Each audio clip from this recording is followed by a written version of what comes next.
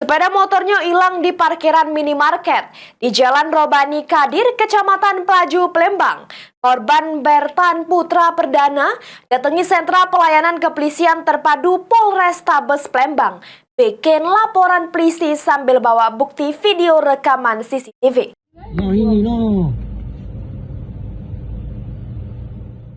Inilah rekaman kamera pengawas detik-detik aksi pelaku curanmor berhasil gasak sepeda motor yang lagi diparkir di salah siko minimarket yang berada di Jalan Robani Kadir, Kecamatan Pelaju, Palembang. Akibat peristiwa tersebut, korban kehilangan sepeda motor kesayangannya jenis Yamaha Aerox Nopol BG5027AFA warna hitam. Sehingga korban Bertan Putra Perdana, warga Lorong Sintren, Kecamatan Seberang Ulu 1, Palembang, datangi sentra pelayanan kepolisian terpadu. SPKT Polrestabes Palembang bikin laporan polisi. Diungkapkan korban kejadian bermula pas dirinya lagi main ke toko tempat kawannya berjago dan motor ditinggal ke jero keadaan terkunci setang. Tapi sekitar sejam berlalu pas nak balik, selek motor sudah ndak kate lagi. Pas dicek di kamera pengawas, benar baik dipaling pelaku yang guna ke helm.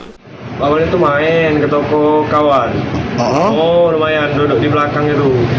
Pas malam nggak balik, motor tuh ada kaki lagi. Itu. Yo, hilang. Itu posisi dikunci. Dikunci stang. Kunci stang. Itu dipakai apa itu? Pakai Alfamart. Alfamart deh. Berapa lama kita pakai situ?